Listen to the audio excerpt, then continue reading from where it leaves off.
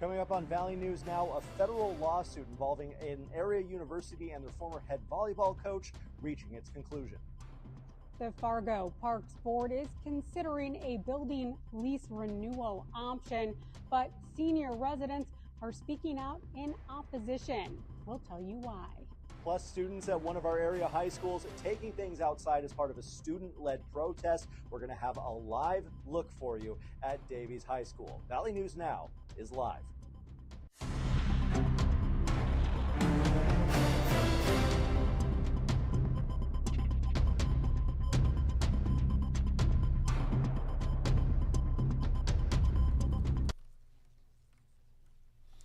Good evening, everybody. Welcome into your Valley News Now digital update for this afternoon. I'm Devin Fry, joining you with the very latest on what we've been working on in the Valley News Live newsroom and beyond. We, of course, don't stay in the newsroom all day. We don't have that kind of luxury, but a lot of big things to get to. Another busy day for us here in the newsroom. We're going to get to these headlines here in just a little bit, but of course, the big headline, as always, is at this time of the year, for better or for worse, is weather. And once again today, it's one of those better situations than the better or worse. Not perfect, of course, still below freezing.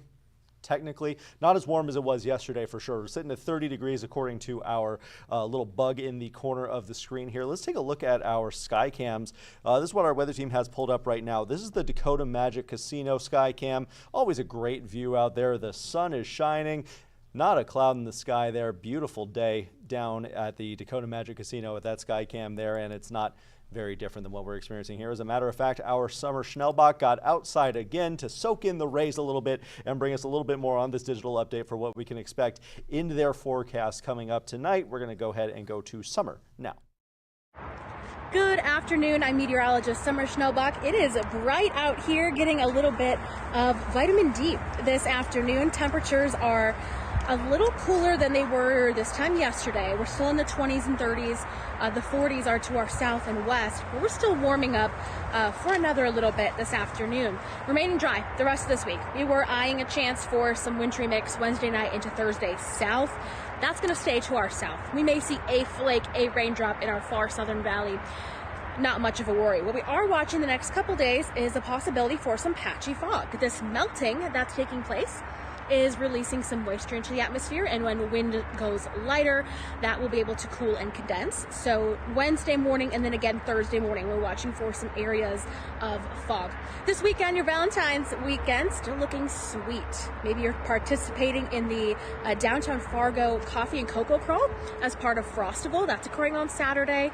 Temperatures will be in the 20s and 30s during that, and then afternoon highs near 40 degrees and looking dry for the weekend as well. Mix of sunshine and clouds. Next week, we're still eyeing a pattern change that will be conducive to more of an active weather pattern and bring us some cooler temperatures by the end of the week. I've got an update on that along with the rest of our team tonight on Valley News Live.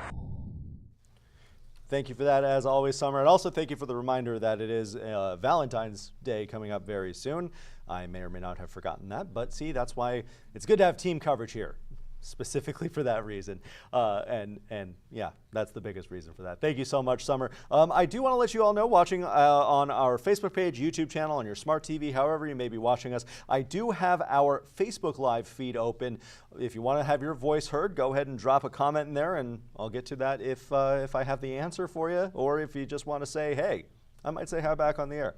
Who's to say? Now, let's go ahead and start to get into our headlines for the day on this beautiful Tuesday. We're going to go ahead and start with a federal court filing. Mayville State University has agreed to pay $75,000 to settle a federal discrimination lawsuit filed by former head volleyball coach Lindsey Johnson.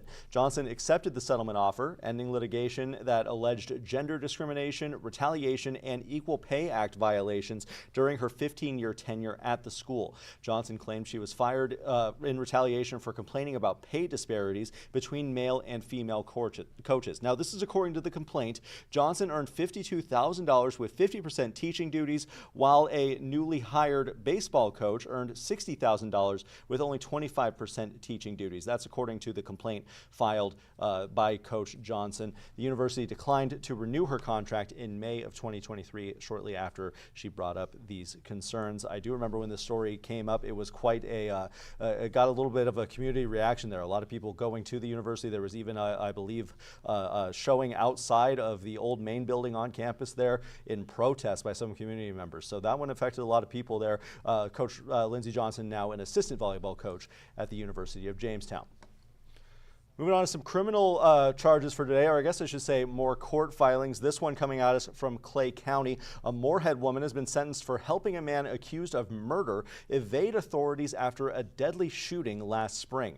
33-year-old Abby Fredrickson was sentenced Monday to 3 years in prison, with the sentence stayed for 5 years. She was also ordered to serve 302 days in jail, which she has already completed. Fredrickson pleaded guilty to aiding an offender as an accomplice after the fact.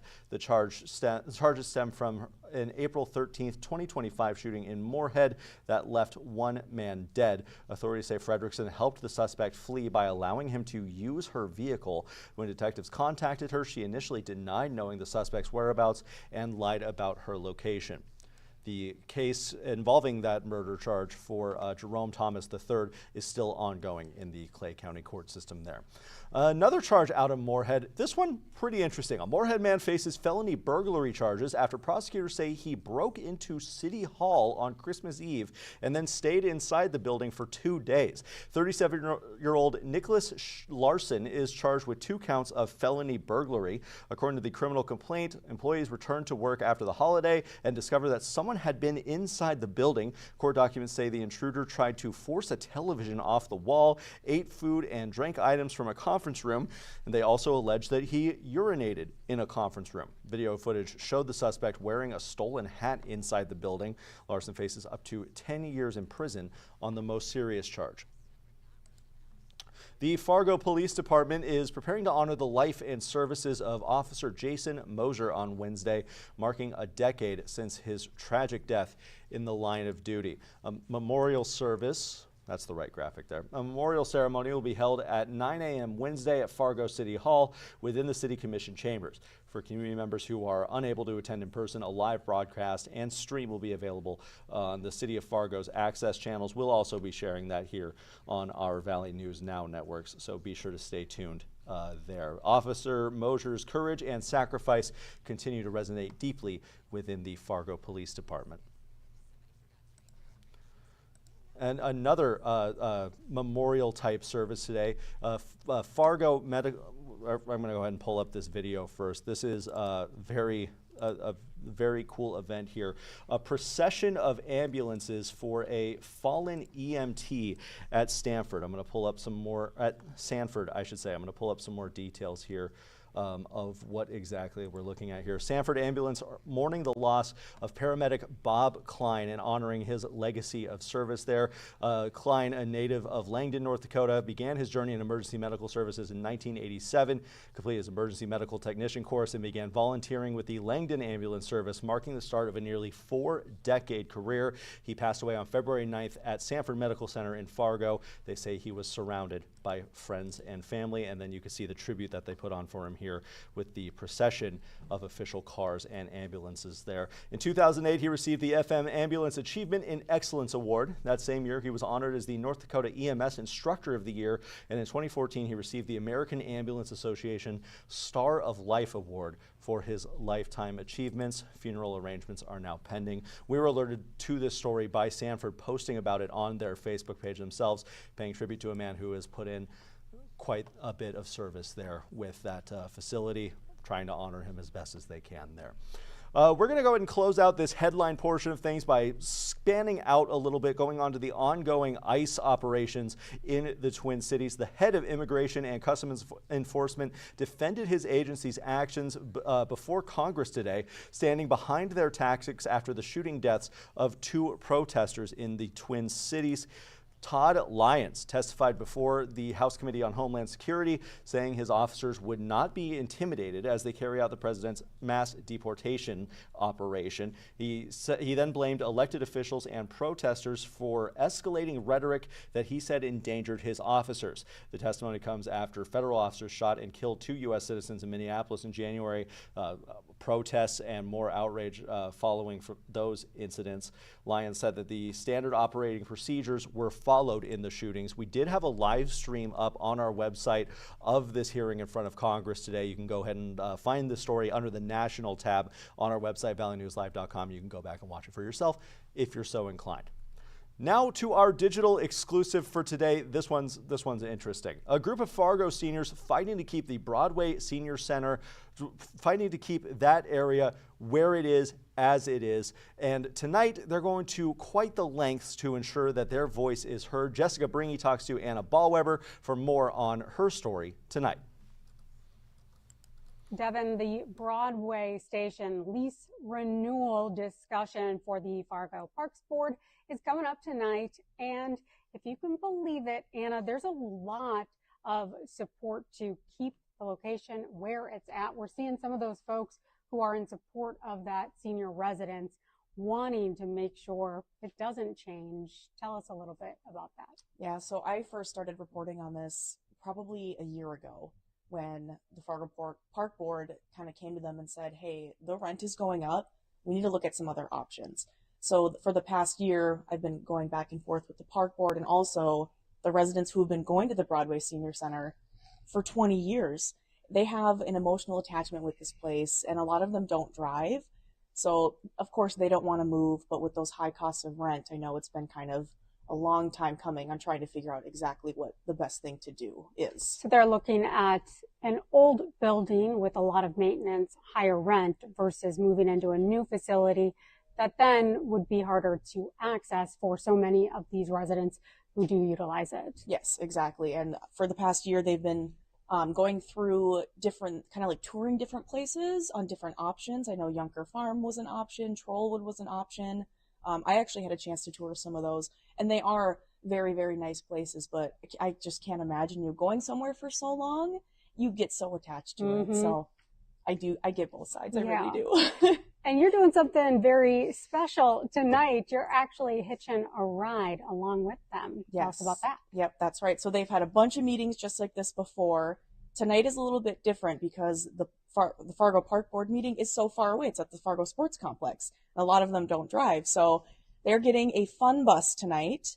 And right now there's about 26 of them that are going to be at the senior center, taking that ride all the way down there to see that final decision tonight. So I'm really excited to, get on the bus with them and talk with them about it. I'm excited for that too. I feel like that's going to be such a cool story, and we're looking forward to hearing more about that. That's coming up tonight, 6, and then later shows as well, correct? Yep, the meeting starts at 5:30, so it'll be kind of a later one, so I'll have kind of a full overview of everything at 10 o'clock tonight. Perfect. Thanks so much, Anna.